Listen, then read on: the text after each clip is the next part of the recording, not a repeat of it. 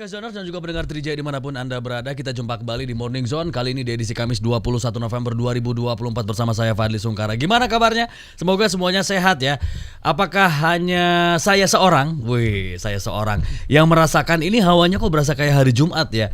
Jadi ternyata hasil kemenangan kemarin tuh membawa kita pengennya cepet-cepet libur, pengen cepet-cepet jalan-jalan, pengen selebrasi gitu. Hingga akhirnya hari Kamis berasanya kok hawa-hawanya udah kayak hari Jumat gitu. Apakah ini juga dirasakan oleh tamu kita pada pagi hari ini? Sudah ada redaktur okezone.com Mas Kavin. Mas Kavin, apa kabar? Selamat pagi. Sehat ya? Sehat. Wih, mantap. Selamat datang di studio pada pagi hari ini. Lagi rame apa nih pemberitaan sampai hari ini? Kalau pemberitaan sekarang mungkin karena seminggu lagi mau pilkada serentak, Pilkada. mungkin itu yang lagi rame ya. Apalagi sekarang beberapa paslon atau banyak paslon di semua daerah sedang menyelenggarakan kampanye akbar. Banyak. Tapi ada satu yang agak miris sih sebenarnya kejadian di Sampang itu. Satu orang meninggal dunia karena narasinya sih dihujani carok Sampang, atau dicelurit ya. Iya. Itu jatuhnya di apa tuh? Dibacok atau di apa tuh? Itu ceritanya gimana sih, Mas Hafid? Awalnya sebenarnya ada salah satu paslon yang akan datang ke katakanlah basis dari lawannya gitu. Oke, basis massa ya. Basis massa ke tokoh agama setempat. Disertakan di situ awalnya akan mengadakan silaturahmi ke situ, tapi di tengah jalan ada penghadangan oleh ratusan orang dengan membawa celurit, membawa senjata tajam. Akhirnya mereka berhenti. Sebenarnya negosiasi sudah clear. Paslon pada akhirnya mundur. Lebih baik kita muter balik karena resiko gitu kan. Cuma entah provokasi apa, entah itu karena apa, ada satu saksi dari paslon yang ada di situ. Lalu beredarlah video yang viral belakangan bahwa satu orang itu dihujani celurit banyak orang di situ. Banyak orang ya. Itu katanya ada 100 orang, bener nggak sih? Narasinya kayak gitu. Cuma kan yang jadi masalah nggak 100 juga karena kan polisi juga masih menetapkan 3 tersangka, baru 3 tersangka gitu kan. Masih memungkinkan bertambah. Cuma memang yang tersangka 3 orang akibat pembunuhan ini. Oke, jadi memang Kapolri juga menyebut ya bahwa ada 3 orang yang diamankan terkait dengan pembacokan saksi paslon di Sampang, Madura. Meskipun kalau kita lihat di videonya itu kan kayak rame dan lebih dari 3 orang ya. Iya, makanya mungkin di situ ada yang memang ikutan, ada juga yang cuma ngelihat-lihat aja gitu ya. Lebih ke provokasi mungkin ya. Karena emang bahasanya kan walaupun yang lain juga kayaknya sih cuma ikut-ikutan, tapi yang memprovokasi untuk menghajar saksi ini terutama 3 orang itu. Iya. Ini sebenarnya ngeri sih kalau sampai kejadian kayak gini ya.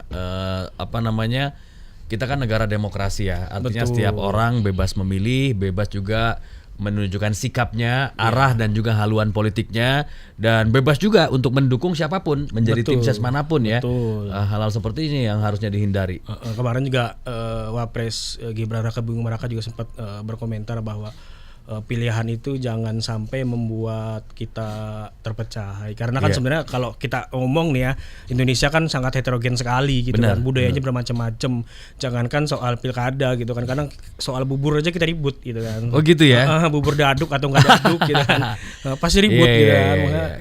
Artinya perbedaan itu anggaplah sebagai anugerah, bukan lagi perpecahan atau bencana, sehingga yang kayak gini nih nggak harusnya terjadi sebenarnya gitu loh. Iya. Kalau Mas Kavin termasuk yang diaduk atau enggak? malah ke situ fokusnya. Iya, karena itu juga ribut gitu kan. Hal-hal yang sepele pun bisa membuat kita terpecah sebenarnya. Apalagi yang pilkada ini. Jadi berbeda, oke, kamu berbeda, kita beda pilihan, kamu nomor 1, saya nomor 2 misalkan, atau nomor 3 atau nomor 4, bebas. Tapi yang penting kita tetap jangan rusuh, apalagi sampai bunuh-bunuhan kayak gini. Kalau gitu. masalah sih pasti banyak, cuman tergantung kita mau diselesaikan di situ aja, nggak usah dipanjangin atau mau digede-gedein gitu kan. Iya, betul. Nah sebenarnya kan cukup selesai ya sudahlah, kekeluargaan aja dan apa namanya di lapangan itu biasa lah ya, ketemu pendukung yang satu dengan pendukung yang lainnya ketemu, karena ini kan lokasinya masih sama, wilayah yang diperebutkan yang diperebutkan. dalam pilkada ini kan sama gitu, satu daerah. Yaudah, harusnya tetap rukun ya. Tapi sekarang rame tuh ya kalau di sosmed tuh, di TikTok atau di IG bahwa ini terjadi carok. Padahal kan yang namanya carok tuh sebetulnya duel satu lawan satu. Kalau ini kan enggak, berapa itu orang ratusan orang lawan satu, itu bukan carok lagi gitu kan. Itu udah parah sih itu yang dikeroyok sampai mati gitu. Benar. Kalau banyak mungkin bebek carok kali ya. Dan makanya di sini juga narasinya nih kalau di Okezon ya terkait pembacokan saksi paslon di Sampang. Ini juga apa yang disampaikan oleh Kapolri Jenderal Listio Sigit Prabowo yang bilang bahwa sudah ada 3 orang yang diamankan terkait dengan kasus carok atau pembacokan saksi paslon Pilkada Sampang Jawa Timur. Dan Sigit memastikan Polres Sampang dan Polda Jawa Timur bakal terus mengusut tuntas peristiwa tersebut. Dan terkait hal ini Sigit menyerukan pesan damai kepada seluruh masyarakat dalam pelaksanaan Pilkada serentak 2024. Ia mengimbau kepada semua pihak menjaga situasi tetap aman dan juga damai. Ini penting nih, pesan damai itu harus nyampe ya di seluruh lapisan masyarakat. Betul, karena memang ya tadi yang ini sebutin, kalau boleh beda tapi ujungnya harus tetap damai gitu loh. Karena kan toh kalau misalkan kita ngomongin dalam konteks pilkada, walaupun jagoan lu menang atau jagoan lu kalah nggak ngaruh apa-apa, nggak ngaruh terlalu banyak terhadap kehidupan sehari-hari kita. Kita tetap harus kerja, harus bersosialisasi dengan teman-teman kita. Wah, ini aliran tertentu nih yang bilang bahwa pemilu nggak ngaruh apa-apa, kita akan tetap kerja sendiri untuk kebutuhan kita sendiri ya. Ini ada satu sekte yang begitu, Pak. Ada. Katanya kan gitu. Karena saya juga sempat diskusi ya, misalnya menjelang pilpres atau pilkada gitu, nyoblos apa atau udah punya pilihan belum? Karena kalau nanya nyoblos siapa ini kan terlalu apa ya, mungkin sebagian orang rahasia lah preferensi politik ya. Tapi minimal pertanyaan bakal nyoblos nggak nanti gitu. Ngapain nyoblos? Kita bakal gini-gini aja bro. Siapapun presidennya, minumnya air putih maksudnya. Siapapun bupatinya, siapapun wali kotanya, kita tiap hari bangun pagi, jalan kantor, nanti bayar cicilan tiap bulan, bayar tagihan segala macam, sama katanya. Itu kan mungkin ada apa ya, pandangan skeptis akhirnya dari sebagian masyarakat, nggak semua. Karena itu muncul dari ketidakpercayaan publik ya. Bahkan kemarin kalau kita ngelihat di MK sempat menolak adanya kota kosong di paslon yang lebih dari 2. Kota kosong kan kalau cuma ada 1, tapi ada gugatan di MK bahwa kalau walaupun paslonnya 2, 3, 4 tetap harus ada kota kosong di samping biar kita milih untuk tidak memilih gitu kan. Tapi sama MK jadi bukan kertasnya dirusak ya, bukan dicoblosin semua tuh. Tapi yang penting kita milih untuk tidak memilih. Tapi ditolak pada akhirnya. Oke, selain yang di Sampang tadi yang akhirnya melakukan pembacokan dengan celurit warga di sana, kan di daerah-daerah lain juga rame nih dinamika. Panas, Pak.